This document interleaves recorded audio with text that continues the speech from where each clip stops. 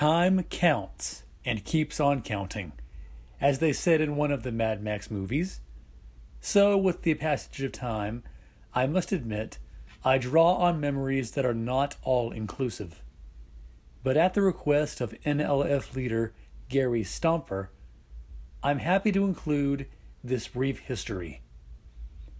For my own part, I freely admit to having been a Marxist-Leninist in my teen years, a fact that did not thrill my parents, but they tolerated me anyway. I'd organize green shirts in my junior high school, which they weren't too crazy about either. By 1998, I had stood shoulder to shoulder with CPUSA Detroit chairman Bill Russell on many occasions against the Nazis.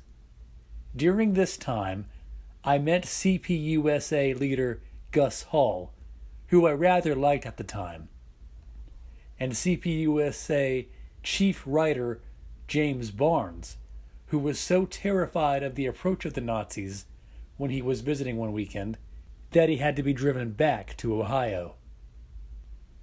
In 1996, the Democratic National Convention was to be held in Chicago, and the mayor clearly didn't want any problems from us. Bill Russell went to jail briefly on some feeble, trumped-up charges, and the FBI was sent to my house to poison me. They did this by spraying something very much like Agent Orange into a pair of work gloves I regularly used outdoors.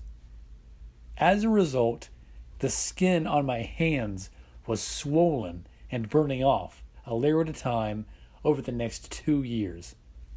This didn't prevent Bill and I from showing up at a city council meeting a bit later, facing a mob of about 300 howling Nazis from the American Nazi Party. Eventually, I was forced to retreat to my parents' house in New Jersey to see a string of doctors and gradually get myself on the road to recovery.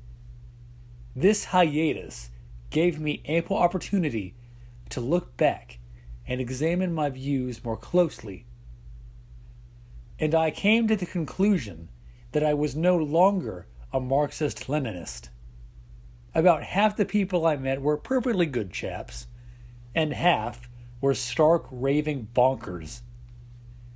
I could see that the party wasn't moving anywhere, and most involved thought of themselves as some high-ranking figure in their vision of an America under Marxism-Leninism.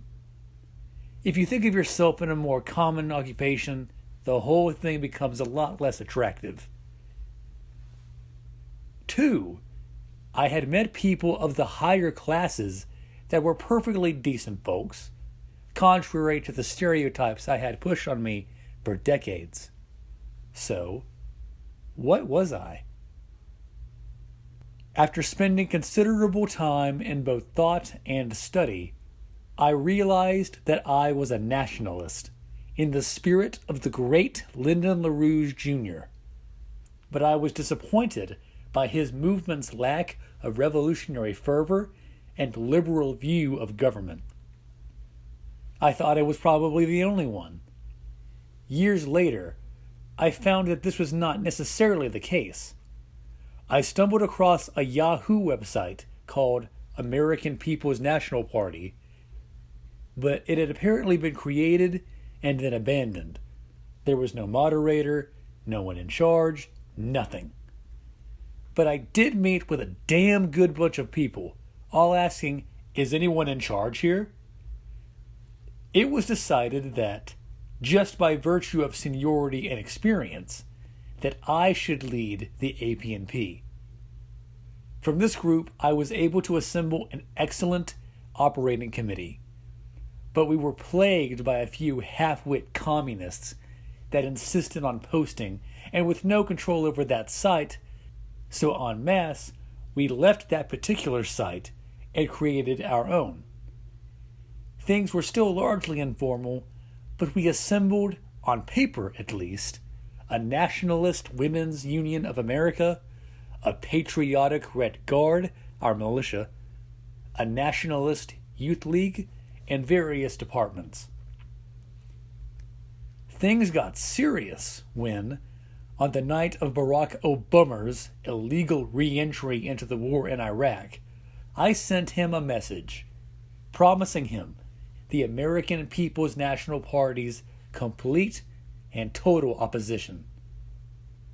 This, of course, attracted the attention of the FBI once more. By this time, I was living in a country home in Georgia. I'd had enough of ice and snow. It was obvious that my house had been tapped, and it remains so to this day, nor do I care. They took to calling at regular hours and saying nothing. This was supposed to scare me. Instead, I made a little tape recording of the opening to the old radio show, The Shadow. And when the phone rang promptly at 7:30 p.m., I'd hit the button and they'd hear,